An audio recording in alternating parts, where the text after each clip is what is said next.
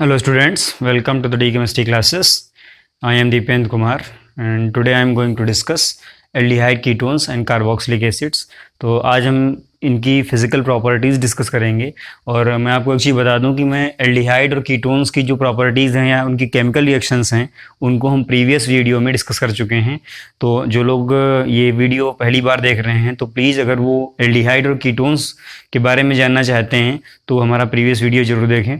तो आज हम कार्बोक्सिलिक एसिड्स डिस्कस करेंगे, इनकी फिज़िकल प्रॉपर्टीज़ डिस्कस करेंगे। तो देख सकते हैं सबसे पहला जो पॉइंट है आपका ये बॉइलिंग पॉइंट से रिलेटेड है। जो आपके कार्बोक्सिलिक एसिड होते हैं उनका boiling point alcohols, ketones, aldehyde से ज़्यादा होता है, ठीक है। हालांकि अल्कोहल में भी हाइड्रोजन बॉन्डिंग होती है बट इसमें डाइमराइजेशन की वजह से इनका बॉइलिंग पॉइंट उनसे ज़्यादा आता है। यहाँ पे देख सकते हैं carboxylic acids have higher boiling points than aldehydes, ketones and even of alcohol, ठीक है। एल्कोहल में भी हाइड्रोजन बॉन्डिंग होती है बट उनसे भी ज़्यादा होते हैं of comparable molecular mass. Comparable molecular mass का मतलब यहाँ पे है कि लगभग उनके आसपास के जो मॉलिक्यूलर मासेस हैं, यानी कि नंबर ऑफ कार्बन एटम्स या फिर आपके हाइड्रोजन एटम्स, कहने का मतलब है कि उनके आसपास के मॉलिक्यूलर मासेस वाले एल्कोहल, एल्डिहाइड एंड कीटोन से इनका बॉइलिंग पॉइंट किनका, कार्बोक्सिलिक एसिड्स का ज़्यादा होता है। तो यहाँ पर इसका जो रीज़न है यहाँ पे देख सकते हैं ड्यू टू मोर एसोसिएशन, ठीक है। एसोसिएशन मतलब होता है मॉलिक्यूल्स का आपस में अटैच हो जाना, और ये जो एसोसिएशन है ये इंटरमॉलिक्यूलर हाइड्रोजन बॉन्डिंग के थ्रू होता है, ठीक है। यहाँ पे देख सकते हैं ये जो आपका डाइमर यहाँ पे मेंशन किया है हमने, देख सकते हैं यहाँ पे ये जो आपका एक मॉलिक्यूल है ये आपका एक कार्बोक्सिलिक एसिड है, ठीक है। और ये यहाँ से ये जो इतना मॉलिक्यूल है ये क्या है, ये दूसरा कार्बोक्सिलिक एसिड है। अब ये दोनों जब पास पास आते हैं तो इनके बीच में इंटरमॉलिक्यूलर हाइड्रोजन बॉन्डिंग हो जाती है। यहाँ देख सकते हैं यहाँ पे हमने डॉटेड से जो ग्रीन डॉटेड लाइन हमने मेंशन की है ये आपके इंटरमॉलिक्यूलर हाइड्रोजन बॉन्ड्स हैं। तो इनके थ्रू क्या होता है, डाइमर बना लेता है। तो ये कार्बोक्सिलिक एसिड जो है आपके ये ज़्यादा बॉइलिंग पॉइंट वाले होते हैं in comparison aldehydes, ketones and alcohols. तो ये चीज़ आप ध्यान रखिएगा। दूसरी एक बात इसमें जानने वाली ये भी है कि बहुत से लिक्विड जो आपके हाइड्रोजन बॉन्ड फॉर्म करते हैं बट वेपर फेज में उनमें हाइड्रोजन बॉन्डिंग नहीं होती है। बट यहाँ पर अगर कार्बोक्सिलिक एसिड्स की बात करें तो जो आपके कार्बोक्सिलिक एसिड डाइमर बनाते हैं, ज़्यादातर आपके कार्बोक्सिलिक एसिड जो है डाइमर के फॉर्म में एग्जिस्ट करते हैं। तो यहाँ पर जो आपके कार्बोक्सिलिक एसिड्स ऐसे हैं जो डाइमर फॉर्म करते हैं वो through intermolecular hydrogen bond attach हो जाते हैं, और उन्हें अगर आप वेपर फेज में भी ले जाएंगे, उन्हें हीट कर दीजिए, वेपर फेज में आप पहुंचा दीजिए, फिर भी उनकी हाइड्रोजन बॉन्डिंग कंप्लीटली डिस्ट्रॉय नहीं होती है, या ये कह सकते हैं कि हाइड्रोजन बॉन्ड आपके कंप्लीटली ब्रेक नहीं होते हैं। ये चीज़ आप ध्यान रखिएगा। नेक्स्ट आपका है सॉल्युबिलिटी ऑफ कार्बोक्सिलिक एसिड। तो मैं प्रीवियसली आपको जो वीडियोज़ हमने बनाए हैं आप उसके लिए एल्डिहाइड, कीटोन्स और कार्बोक्सिलिक एसिड्स के लिए, तो उनमें हमने आपको यही डिस्कस किया है कि जैसे जैसे ऑर्गेनिक चेन बढ़ती है वैसे वैसे सॉल्युबिलिटी वाटर में कार्बन ऑर्गेनिक कंपाउंड्स की डिक्रीज होती चली जाती है, क्योंकि यहाँ पर जो आपकी ऑर्गेनिक चेन है, ठीक है, ऑर्गेनिक चेन हाइड्रोफोबिक नेचर की होती है। यहाँ पे मेंशन भी किया है solubility of carboxylic acids decreases with increasing hydrophobic chain और ऑर्गेनिक चेन। ऑर्गेनिक चेन का मतलब है नंबर ऑफ कार्बन एटम जैसे जैसे इंक्रीज करते हैं वैसे वैसे सॉल्युबिलिटी वाटर में क्या होती है, डिक्रीज होती चली जाती है। एग्जाम्पल यहाँ देख सकते हैं, जैसे आपका CH3COH है एसिटिक एसिड, ये आपका ज्यादा soluble is more soluble in water than CH3CH2COH। यहाँ पे देख सकते हैं ये इसमें आपके कितने कार्बन हैं, कितने कार्बन की ऑर्गेनिक चेन है, इसमें केवल कार्बोक्सिलिक ग्रुप को निकालने के बाद में एक कार्बन की चेन है। यहाँ पर आते हैं तो यहाँ पर देख सकते हैं जो कार्बोक्सिलिक ग्रुप है उसके बाद में यहाँ पर 2 कार्बन की चेन है। तो ये आपकी कार्बन चेन, ऑर्गेनिक चेन कैसी है, लेंदी है। तो लेंदी है इसका मतलब क्या है, हाइड्रोफोबिक चेन आपकी जब लेंदी है तो उसकी सॉल्युबिलिटी ऑटोमेटिकली डिक्रीज हो जाएगी वाटर में। तो ये चीज़ ध्यान रखिएगा।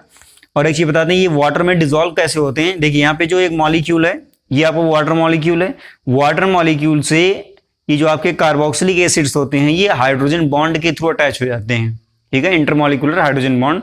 यहाँ पे ऑक्सीजन, वाटर का ऑक्सीजन, ठीक है, और जो आपके कार्बोक्सिलिक एसिड है इनका हाइड्रोजन अटैच हो जाता है। ये ध्यान रखिएगा, वही हाइड्रोजन आपका अटैच होता है जो इलेक्ट्रोनेगेटिव एटम से अटैच होता है, ये भी ध्यान रखना है आपको। नेक्स्ट आपका पॉइंट है कार्बोक्सिलिक एसिड आपके ऐसे हैं जो आपके सोल्यूबल होते हैं लेस पोलर सॉल्वेंट्स में, ठीक है। ये बहुत एक नई बात है। ज़्यादातर आपके ऑर्गेनिक कंपाउंड्स ऐसे होते हैं जो ऑर्गेनिक सॉल्वेंट्स में ही सॉल्युबल होते हैं, या यूँ कह सकते हैं कि आपके वो केवल नॉन पोलर सॉल्वेंट्स में होते हैं। बट यहाँ पर लेस पोलर सॉल्वेंट की बात की गई है, तो इसको आपको ध्यान रखना है मल्टीपल चॉइसेस के लिए। और वो जो आपके लेस पोलर सॉल्वेंट्स हैं, आपका बेंजीन है, ईथर है, एल्कोहल है एंड आपका क्लोरोफॉर्म है। तो ये आपकी फिजिकल प्रॉपर्टीज़ हैं। इनसे छोटे छोटे क्वेश्चन आपको मिल सकते हैं मल्टीपल चॉइस में या फिर एसर्सन रीजन टाइप में। तो ये आप बहुत अच्छे से देख लीजिए और समझ लीजिए और इनको ध्यान रखिएगा, ताकि इनसे अगर कोई क्वेश्चन आपका एग्जाम में आता है तो आपसे छूटे ना।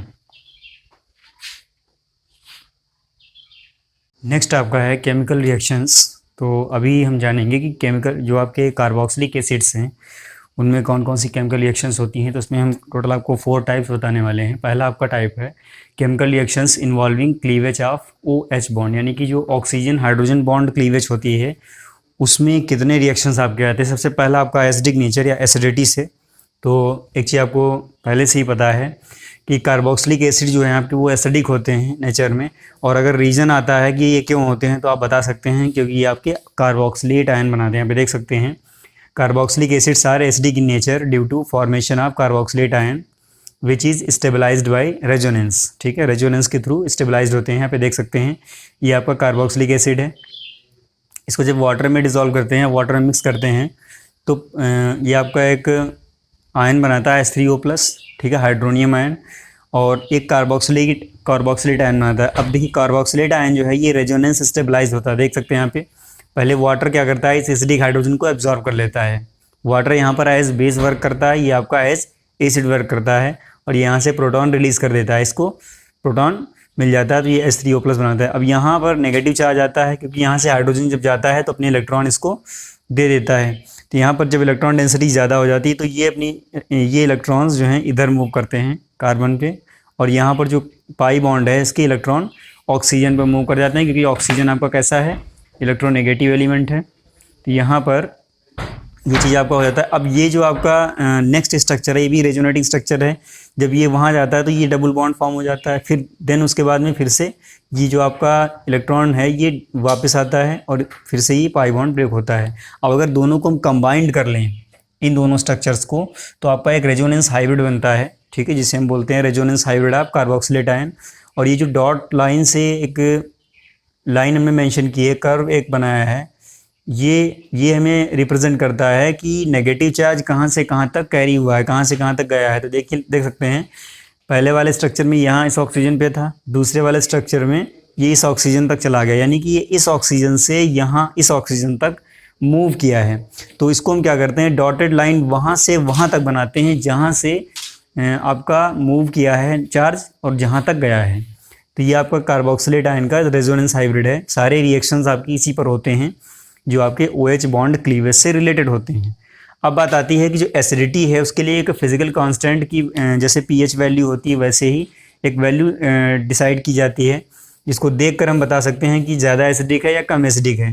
तो जो एसिडिक नेचर है कार्बोक्सिलिक एसिड्स का वो pKa वैल्यू के थ्रू डिसाइड किया जाता है। pKa वैल्यू क्या है, देख सकते हैं जैसे आपका जैसे pH का फॉर्मूला होता है वैसे ही pKa का भी फॉर्मूला होता है। यहाँ पर Ka जो है आपका वो एसिड डिसोसिएशन कांस्टेंट है, जैसे इक्विलिब्रियम कांस्टेंट होता है। और अगर एसिड डिसोसिएशन कांस्टेंट आपको पता है तो pKa वैल्यू निकाल सकते हैं बाय यूजिंग लॉग टेबल्स। और यहाँ पर बेस 10 पे जो लॉग की वैल्यू निकल के आती है वो आपकी pKa वैल्यू होती है। अब देखिए यहाँ पर pKa वैल्यू का रिलेशन क्या है एसिडिटी से, तो pKa वैल्यू का रिलेशन इन्वर्सली है। एसिडिटी जो आपकी है, एसिडिक नेचर है कार्बोक्सिलिक एसिड्स का, वो इन्वर्सली रिलेटेड होता है pKa वैल्यू के, यानी कि pKa वैल्यू जितनी कम आएगी उतना ही ज़्यादा आपका कार्बोक्सिलिक एसिड स्ट्रॉन्ग होगा, यानी कि उतना ही स्ट्रॉन्ग एसिडिक करेक्टर का होगा। और अगर Ka वैल्यू ज़्यादा आती है, यानी कि एसिडिक डिसोसिएशन कांस्टेंट की वैल्यू ज़्यादा आती है, तो आपका एसिडिक नेचर ज़्यादा होगा। तो दोनों को आप लर्न रखें, acidity is directly proportional to the acid dissociation constant, and दूसरा आपका है acidity is inversely proportional to the pKa value. तो pKa वैल्यू आप समझ गए होंगे, अगर ये क्वेश्चन आता है आपको तो दोनों आपको लर्न रखने हैं। ये आपका डायरेक्टली प्रोपोर्शनल है, ठीक है, इन्वर्सली इसलिए क्योंकि यहाँ पर नेगेटिव वैल्यू आएगी, नेगेटिव वैल्यू आएगी तो जितनी कम आएगी उतना ही ज़्यादा स्ट्रॉन्ग एसिड होगा। तो यहाँ पे ध्यान रखिएगा। थर्ड पॉइंट आपका है carboxylic acids are more acidic than phenol. ठीक है, ये माना जाता है कि जो कार्बोक्सिलिक एसिड है, जैसे आपका एसिटिक एसिड है, वो ज़्यादा स्ट्रॉन्ग एसिड होता है फिनॉल से। ठीक है, बट फिनॉल का जो रेजोनेटिंग स्ट्रक्चर है फिनॉक्साइड आयन का, वो 3 या 4, उसमें 4 स्ट्रक्चर बनते हैं, बट इसमें 2 ही स्ट्रक्चर बनते हैं। तो ऐसा क्यों है जान लेते हैं। देखिए, जो आपका फिनॉक्साइड आयन है, सॉरी, ये जो फिनॉल है, फिनॉल आपका फिनॉक्साइड आयन देता है। प्रोटॉन रिलीज करने के बाद फिनॉक्साइड आयन बनता है। फिनॉक्साइड आयन का जो रेजोनेंस हाइब्रिड बनता है, उसमें नेगेटिव चार्ज केवल एक ही ऑक्सीजन पर होता है। ठीक है, डिलोकलाइजेशन जो है, चार्ज का मूवमेंट केवल एक इलेक्ट्रोनेगेटिव एलिमेंट्स पे होता है, या एक इलेक्ट्रोनेगेटिव एलिमेंट का मतलब है मेरा ऑक्सीजन से, केवल एक ऑक्सीजन पर आपका नेगेटिव चार्ज डिलोकलाइज होता है, मूव करता है। बट जो आपका कार्बोक्सिलेट आयन है, उसमें जो नेगेटिव चार्ज है वो 2 ऑक्सीजन एटम्स पर मूव करता है। अभी हमने आपको वहाँ पे बताया था। तो जब डिलोकलाइजेशन ज़्यादा होता है किसी भी मॉलिक्यूल में, तो उतना ही वो स्टेबल होता है आयन। ध्यान रखिएगा, अगर स्टेबल आयन है तो जाहिर सी बात है बहुत आसानी से प्रोटॉन रिलीज करेगा। प्रोटॉन रिलीज करेगा, दैट्स मीन आपका स्ट्रॉन्ग एसिड हो जाएगा।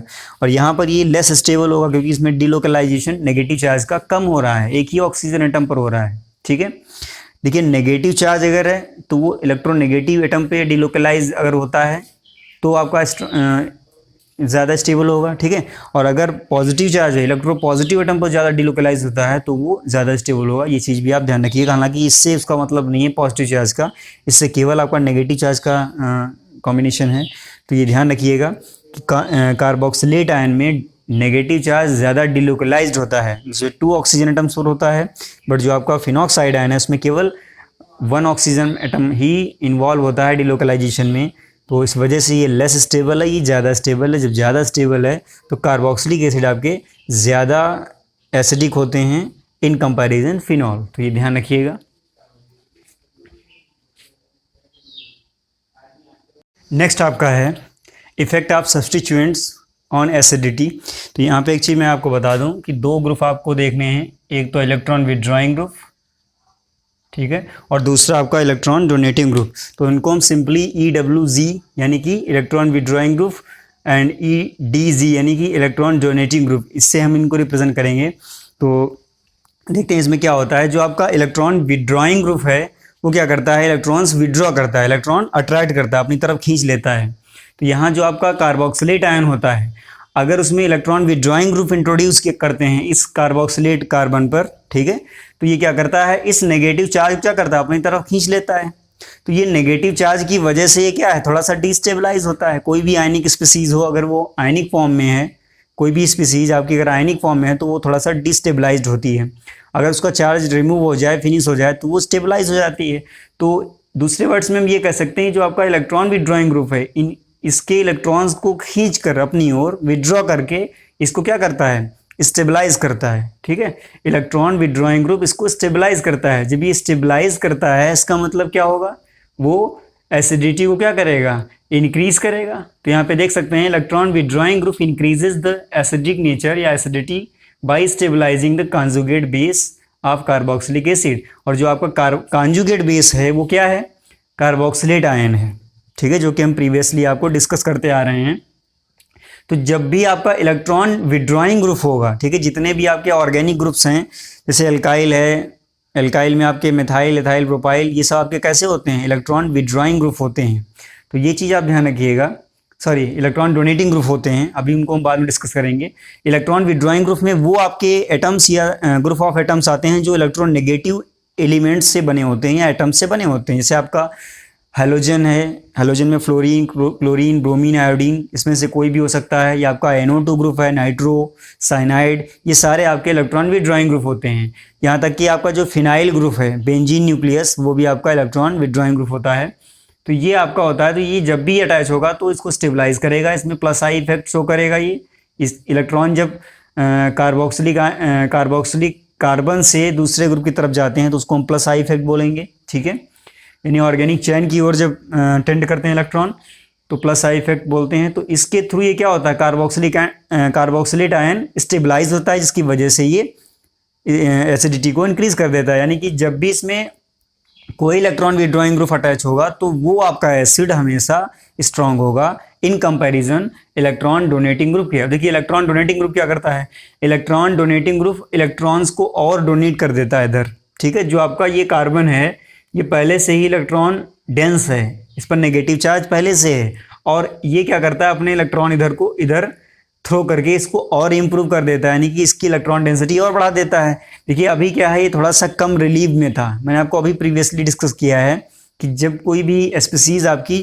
चार्ज होती है तो वो थोड़ी सी अनस्टेबल होती है, तो ये क्या कर रहा है, उसके चार्ज को इम्प्रूव कर रहा है, बढ़ा रहा है, इसका मतलब इसको डिस्टेबलाइज कर रहा है। तो डिस्टेबलाइज किस वजह से कर रहा है, माइनस आई इफेक्ट के थ्रू, ठीक है, माइनस आई इफेक्ट की वजह से डिस्टेबलाइज कर रहा है। तो यहाँ इलेक्ट्रॉन डोनेटिंग ग्रुप जितने भी आपके होंगे वो सब क्या करेंगे, कार्बोक्सिलिक एसिड की एसिडिक नेचर को डिस्टर्ब करेंगे, डिक्रीज करेंगे। तो ये दो पॉइंट है बहुत इंपॉर्टेंट है, ध्यान रखिएगा। एग्जांपल लेते हैं, जैसे आपका फॉर्मिक एसिड है, फॉर्मिक एसिड HCOOH, ये आपका एक स्ट्रॉन्ग एसिड है एसिटिक एसिड से, CH3COH। अभी हम बात कर रहे थे, देखिए यहाँ पर जो आपका फॉर्मिक एसिड है इसको हम इस तरह से ड्रा करेंगे, और जो आपका एसिटिक एसिड है इसको हम इस तरह से ड्रा करेंगे। अब देखिए इसमें कोई भी ग्रुप आपका नहीं लगा, हाइड्रोजन का जो इफेक्ट है वो कुछ भी नहीं होता, ना तो प्लस आई इफेक्ट होता है ना तो आपका माइनस आई इफेक्ट होता है। दूसरे वर्ड्स में हम ये कह सकते हैं कि हाइड्रोजन ना तो इलेक्ट्रॉन विड्रॉइंग ग्रुप होता है ना ही इलेक्ट्रॉन डोनेटिंग ग्रुप होता है, तो इसमें कोई ऐसा ग्रुप नहीं है। बट इसमें है, कैसा है, माइनस आई इफेक्ट शो करने वाला है, इलेक्ट्रॉन डोनेटिंग ग्रुप है। तो इलेक्ट्रॉन डोनेटिंग ग्रुप क्या करता है, कार्बोक्सिलेट आयन की स्टेबिलिटी को डिस्टर्ब करता है, डिक्रीज करता है। जब कार्बोक्सिलेट आयन ही आपका डिस्टर्ब हो जाएगा तो आपका जो एसिड है कार्बोक्सिलिक एसिड वो वीक हो जाएगा। यहाँ पे दूसरा एक और कॉन्सेप्ट है, देख सकते हैं यहाँ पे, देखिए जब CH3 अपने इलेक्ट्रॉन इस कार्बोक्सिलिक, यहाँ पर जो ये आपका कार्बन है ये कार्बोक्सिलिक वाला है, कार्बोक्सिलिक कार्बन को जब अपने इलेक्ट्रॉन थ्रो करेगा तो जैसे ही इसकी इलेक्ट्रॉन डेंसिटी बढ़ती है तो एक ऑक्सीजन इधर लगा है, एक ऑक्सीजन इधर लगा है, ठीक है। तो जब ये आपका जो कार्बन है जब इलेक्ट्रॉन डेंस हो जाता है, पहले से ज़्यादा इलेक्ट्रॉन्स हो जाते हैं, तो ये जो आपके ऑक्सीजन है इनको ये क्या करता है, इलेक्ट्रॉन नेगेटिव नेचर होने की वजह से इलेक्ट्रॉन थ्रो करना स्टार्ट करता है। देखिए ये जो आपके ऑक्सीजन एटम है ये ऑलरेडी पहले से ही इनमें एबिलिटी होती है इलेक्ट्रॉन्स को अट्रैक्ट करने की, तो ये इनके इलेक्ट्रॉन क्या करता है, अट्रैक्ट करता है। अब देखिए ये जो हाइड्रोजन है, जब इनके पास में इलेक्ट्रॉन यहाँ से आ जाएंगे तो ये हाइड्रोजन के इलेक्ट्रॉन लेकर उसे बाहर नहीं करेगा। जब हाइड्रोजन के इलेक्ट्रॉन नहीं लेगा तो हाइड्रोजन आपका एज प्रोटॉन H+ बनकर बाहर नहीं जा पाएगा। तो ये सारा खेल आपका इलेक्ट्रॉन डेंसिटी का है। दूसरे सिंपल वर्ड्स में हम ये भी कह सकते हैं कि यहाँ मेथाइल ग्रुप जो है आपका माइनस आई इफेक्ट के थ्रू यहाँ इसको डिस्टेबलाइज करता है, इस वजह से ये लेस एसिडिक होता है, ये आपका मोर एसिडिक होता है। दूसरा एग्जाम्पल है, acetic acid is less acidic then chloro carboxylic acid. अब यहाँ पर देख सकते हैं ये आपका CH3 है, माइनस आई इफेक्ट शो कर रहा है, इस पूरे सिस्टम को डिस्टेबलाइज कर रहा है, ठीक है। यहाँ से इस ऑक्सीजन को इतनी ज़रूरत नहीं पड़ेगी कि ये हाइड्रोजन के इलेक्ट्रॉन लेके इसको बाहर करें, क्योंकि इसको यहाँ से इलेक्ट्रॉन मिल जाएंगे। अब यहाँ पर देखते हैं ये आपका फ्लोरीन है, फ्लोरीन आपका इलेक्ट्रॉन विड्रॉइंग ग्रुप है, ये इलेक्ट्रॉन विड्रॉ करता है। जब ये आपका इलेक्ट्रॉन इससे विड्रॉ करेगा तो इस पर जब इलेक्ट्रॉन डेंसिटी कम हो जाएगी तो ये इस कार्बोक्सिलिक कार्बन से विड्रॉ करेगा, ओवरऑल इलेक्ट्रॉन का विड्रॉइंग होगा, यहाँ पे इलेक्ट्रॉन अपनी तरफ अट्रैक्ट करेगा। तो यहाँ पर इन ऑक्सीजन पर भी इलेक्ट्रॉन डेंसिटी कम हो जाएगी, जिसकी वजह से ये आपका H+ आसानी से बाहर जा सकता है। और यहाँ पर ऊपर भी हमने आपको क्लियर कर दिया है कि इलेक्ट्रॉन विड्रॉइंग ग्रुप अगर है तो वो डिस्टेबलाइज करता है, तो यानी कि वो आपका इलेक्ट्रॉन विड्रॉइंग ग्रुप आपका स्टेबलाइज करता है, जिसकी वजह से एसिडिक नेचर इंप्रूव हो जाता है, बढ़ जाता है। और जबकि आपका इलेक्ट्रॉन डोनेटिंग ग्रुप जो है वो क्या करता है, वो हमेशा इलेक्ट्रॉन कार्बोक्सिलिक या कार्बोक्सिलेट आयन को डिस्टेबलाइज करता है, जिसकी वजह से ये लेस एसिडिक होता है। तो यहाँ पे ये चीज़ आप बहुत अच्छे से समझ लीजिए और इसको नोट कर लीजिए।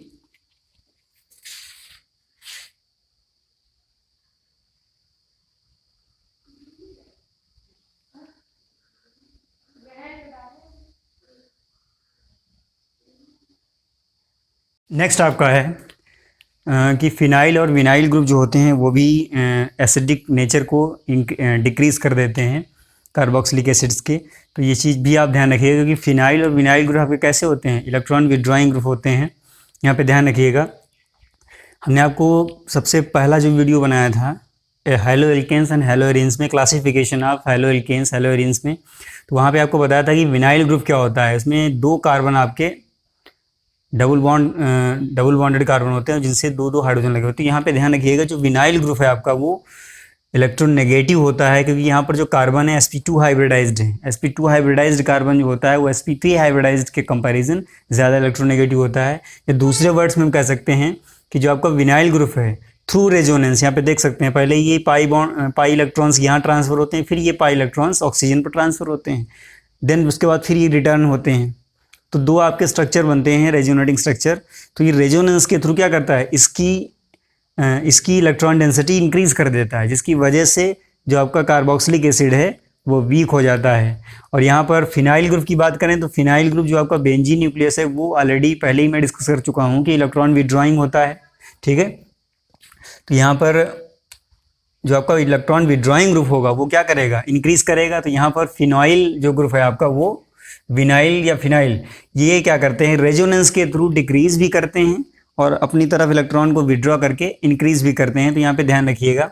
अब देखिए ये जो आपका है, ठीक है, यहाँ पे एक हमने एल्कोक्सी ग्रुप लगाया है, इसका pKa वैल्यू दिया है 4.46, सभी में हमने pKa वैल्यू को मेंशन किया है, ये 4.1 है, ये 3.41 है।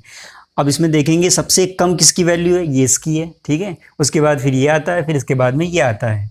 तो एसिडिक नेचर की अगर हम बात करें तो सबसे ज़्यादा एसिडिक आपका ये होगा, फिर उसके बाद ये आएगा, फिर उसके बाद ये आएगा। अब बात आती है कि जो आपके pKa वैल्यू है यहाँ पर ये इतनी डिफरेंट क्यों है। तो देख सकते हैं यहाँ पे इसमें कोई भी आपका इलेक्ट्रॉन विड्रॉइंग या इलेक्ट्रॉन रिलीजिंग ग्रुप नहीं है, ठीक है। इसलिए एकदम सेम है, सिंपल है, बेंजोइक एसिड है, इसका pKa वैल्यू 4.19 है। इसको हम बेस बना लेते हैं और फिर दोनों को कंपेयर करते हैं इससे। इसमें आते हैं तो इसमें देखेंगे NO2 आपका एक इलेक्ट्रॉन विड्रॉइंग ग्रुप है, ठीक है। ऊपर हमने आपको बताया था कि एसिडिक नेचर जो है वो pKa वैल्यू से इन्वर्सली रिलेटेड होता है, उसका उल्टा रिलेटेड होता है। तो यहाँ NO2 जो आपका है इलेक्ट्रॉन विड्रॉइंग ग्रुप जब है तो वो इलेक्ट्रॉन क्या करेगा, पहले बेंजीन न्यूक्लियस से विड्रॉ करेगा, फिर बेंजीन न्यूक्लियस क्या करेगा, ये कार्बोक्सिलिक कार्बन से विड्रॉ करेगा। जब इस पर इलेक्ट्रॉन डेंसिटी कम हो जाएगी तो ये स्ट्रॉन्ग एसिड हो जाएगा, ठीक है। अब बात आती है इसकी कि यहाँ पर जो आपका ये OCH3 लिखा है, एल्कोक्सी ग्रुप, मेथॉक्सी ग्रुप, ये आपका इलेक्ट्रॉन डोनेटिंग ग्रुप होता है, इलेक्ट्रॉन ट्रांसफर करता है। तो पहले क्या करेगा, ये बेंजीन न्यूक्लियस को इलेक्ट्रॉन ट्रांसफर करेगा, फिर बेंजीन न्यूक्लियस क्या करेगा, कार्बोक्सिलिक कार्बन को ट्रांसफर करेगा, जिसकी वजह से ये वीक एसिड हो जाएगा, यानी इसकी pKa वैल्यू इसके कंपैरिजन बढ़ जाएगी। और यहाँ पर NO2 आपका इलेक्ट्रॉन विड्रॉइंग ग्रुप है, इसकी वजह से इसकी pKa वैल्यू कम दी है। तो ये आपके एक्सप्लेनेशंस हैं, इनको लर्न रखिएगा।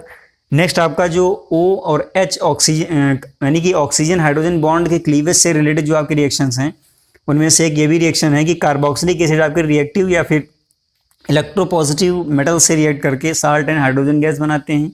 ये बेस से भी रिएक्शन कर सकते हैं एंड एसिडिक साल्ट से भी कर सकते हैं। तो यहाँ पे देख सकते हैं ये हमने मेटल लिया है, सोडियम आपका इलेक्ट्रोपॉजिटिव मेटल होता है जो इससे रिएक्ट करता है। देखिए यहाँ पे कार्बन ऑक्सीजन बॉन्ड जो है ये ब्रेक होता है, ठीक है, हाइड्रोजन को क्या करता है, रिप्लेस कर देता है, और यहाँ पर एक सोडियम कार्बोक्सिलेट एक साल्ट बन जाता है और हाइड्रोजन गैस बाहर चली जाती है। इसके बाद में ये जो आपका रिएक्शन है इसमें देख सकते हैं सोडियम हाइड्रोक्साइड बेस है, इससे रिएक्शन करता है। यहाँ पर भी ये ऑक्सीजन हाइड्रोजन बॉन्ड ब्रेक हो रहा है। तो ये जो भी हम रिएक्शन जो मेजर क्लास हमने बताया था आपको कि हम यहाँ पर वो रिएक्शंस में डिस्कस करेंगे जिनमें ऑक्सीजन और हाइड्रोजन बॉन्ड ब्रेक होता है। तो यहाँ पर इससे ब्रेक होगा, ये आपका सेम वे में एक साल्ट बनाएगा, sodium carboxylate and water release होगा। इसके बाद में ये आपका साल्ट है सोडियम बाइकार्बोनेट, इसको जब इससे ट्रीट करते हैं तो यहाँ भी ऑक्सीजन हाइड्रोजन बॉन्ड ब्रेक होता है और यहाँ बनता है sodium carboxylate, water and CO2। तो ये आप लर्न रखिएगा। और ये जो आपका नोटेबल पॉइंट है बहुत ही इंपॉर्टेंट है, इससे छोटे छोटे क्वेश्चन आपको बहुत से मिल सकते हैं।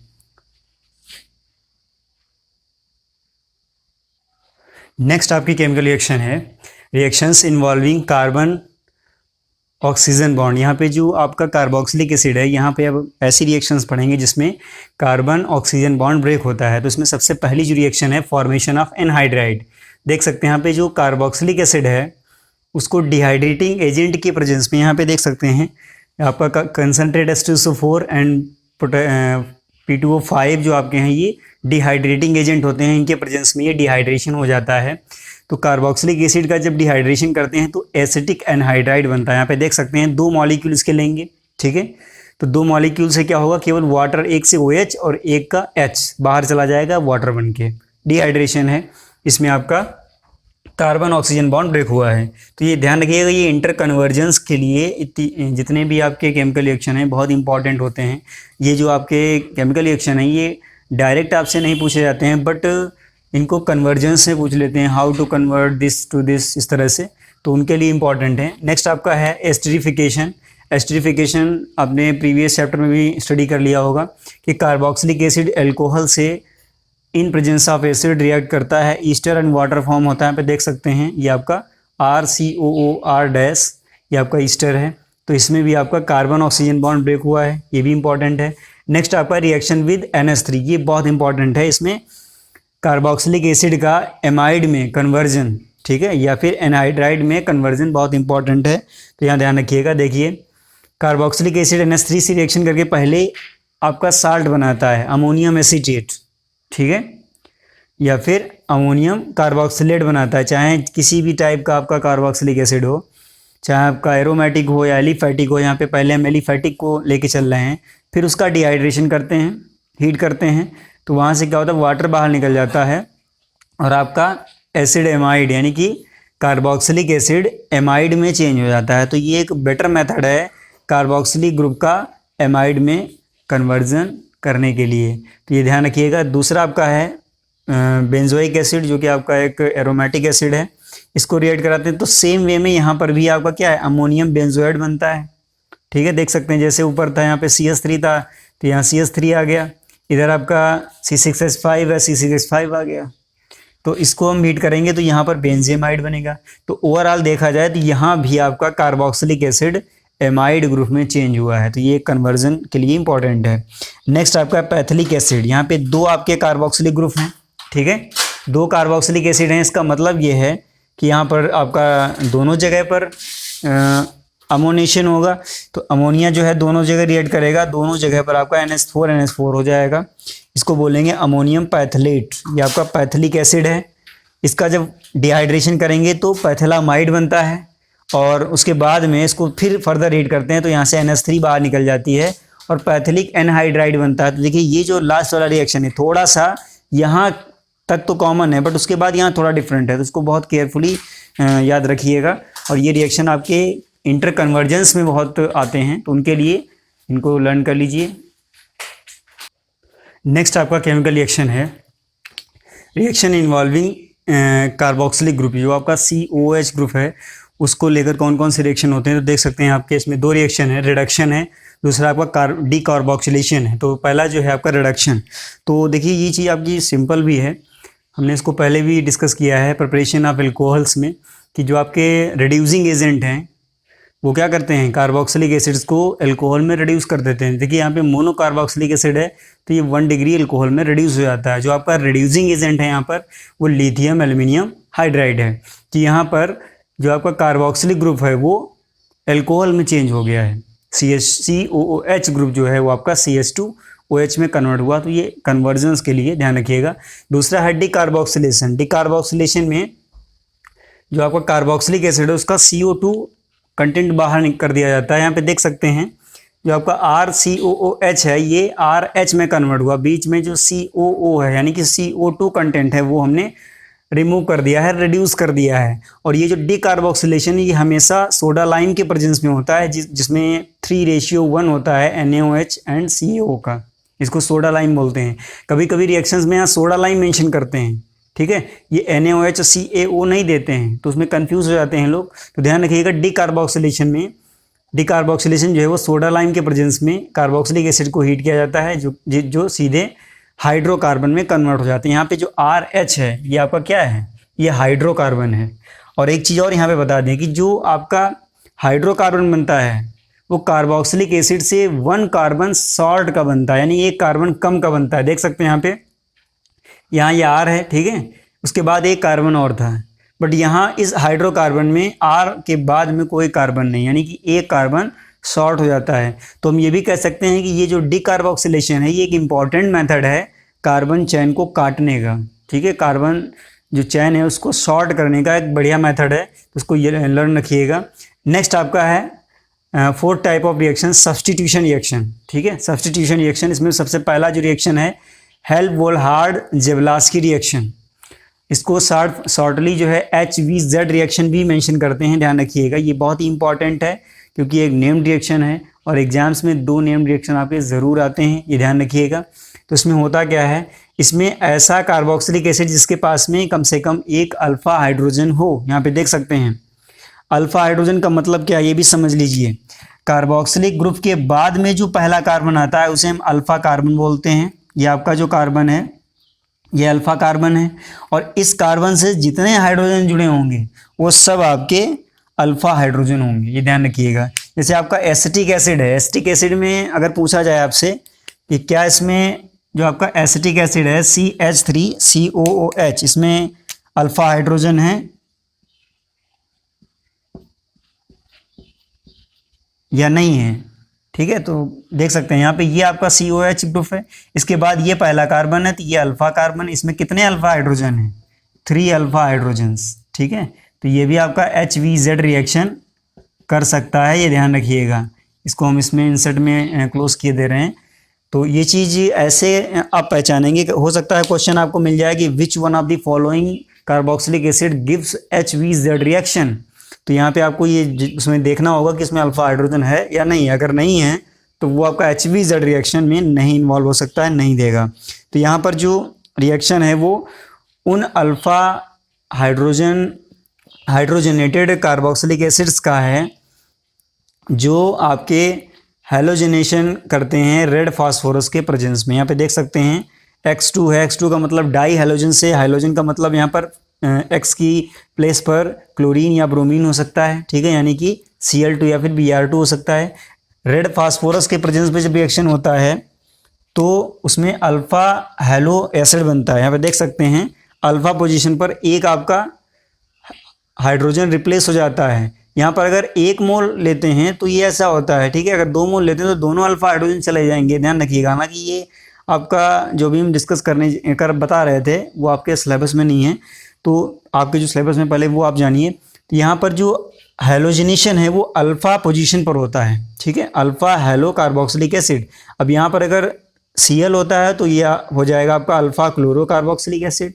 अगर यहाँ पर X की जगह पर आप Br लेते हैं तो यहाँ पर आपका हो जाएगा अल्फा ब्रोमो कार्बोक्सिलिक एसिड। तो ये चीज़ आप ध्यान रखिएगा। नेक्स्ट आपका है रिंग सब्सटीट्यूशन। तो रिंग सब्सटीट्यूशन में देख सकते हैं, देखिए एक चीज़ बता दें आपको कि जो आपका कार्बोक्सिलिक एसिड ग्रुप होता है COOH, यहाँ पे देख सकते हैं ये मेटा डायरेक्टिव होता है। अब ऐसे में अगर कोई बेंजीन न्यूक्लियस से, किसी भी बेंजीन न्यूक्लियस से या बेंजीन न्यूक्लियस से आपका कार्बोक्सिलिक एसिड यानी कार्बोक्सिलिक ग्रुप COH कहीं भी लगा है तो वो हमेशा सब्सटीट्यूशन कहाँ पे करेगा, मेटा पोजीशन पर करेगा, क्योंकि वो मेटा डायरेक्टिव ग्रुप है। यहाँ देख सकते हैं यहाँ नाइट्रेशन करा रहे हैं हम। बेंजोइक एसिड एक आपका एरोमेटिक कार्बोक्सिलिक एसिड है। इसमें जो आपका COOH है वो इलेक्ट्रोफाइल को कहाँ पर अटैच करेगा, मेटा पोजीशन पर। क्यों? क्योंकि ये आपका मेटा डायरेक्टिव ग्रुप है। तो यहाँ पे देख सकते हैं ये आपका नाइट्रेशन मेटा पोजीशन पर हुआ है। ये आपका अर्थ होता है, ये मेटा होता है, ये पोजीशन पैरा होती है। तो केवल आपका एक प्रोडक्ट बनेगा, वो भी आपका मेटा सब्सटीट्यूटेड होगा। तो यहाँ नाइट्रेशन हुआ था इसलिए इसको बोलेंगे मेटा नाइट्रो बेंजोइक एसिड, ठीक है। नेक्स्ट आपका है हैलोजिनेशन। इसमें ब्रोमिनेशन हमने किया है Br2 in presence of FeBr3, यानी कि ये आपका फेरिक ब्रोमाइड है। इसको अगर ट्रीट करते हैं बेंजोइक एसिड के से तो ये आपका मेटा ब्रोमो बेंजोइक एसिड देता है। तो देखिए ये जो कन्वर्जेंस हैं, ये जो आपके रिएक्शंस हैं, ये कन्वर्जेंस के लिए इंपॉर्टेंट हैं, ध्यान रखिएगा। कभी भी आपका हैलोजिनेशन, सल्फोनेशन, ठीक है, नाइट्रेशन कुछ भी कराया जाए, एसाइलेशन कराया जाए तो ये हमेशा मेटा प्रोडक्ट ही आपके बनाएंगे, जितने भी कार्बोक्सिलिक एसिड होते हैं जो एरोमेटिक होते हैं। कभी भी आर्थो या पैरा नहीं बनाएंगे, इनको नोट कर लीजिए। और इसमें खास तौर से ये जो नेम्ड रिएक्शन है इसे ज़रूर लर्न रखिएगा। ये रिएक्शन है आपका, ये बहुत ही इंपॉर्टेंट है क्योंकि इनमें कुछ और भी एडिशनल नई बातें हैं जो कि आपसे पूछी जा सकती हैं। और एक चीज़ बता दें, अभी आपको वीडियो के लास्ट में एक वर्कशीट मिलेगी, इसको आपको सॉल्व करना है। ठीक है। और वीडियो बेस्ड ही हैं सारे क्वेश्चंस, तो प्लीज़ उनको बहुत अच्छे से केयरफुली सॉल्व करिए। और अगर अभी तक हमारे चैनल को नहीं सब्सक्राइब किया है तो प्लीज़ को सब्सक्राइब करें और सामने का बेल आइकन जो है उसे भी हिट करें, ताकि जो हमारा नया वीडियो है उसका अपडेट आप तक ज़रूर पहुँचे।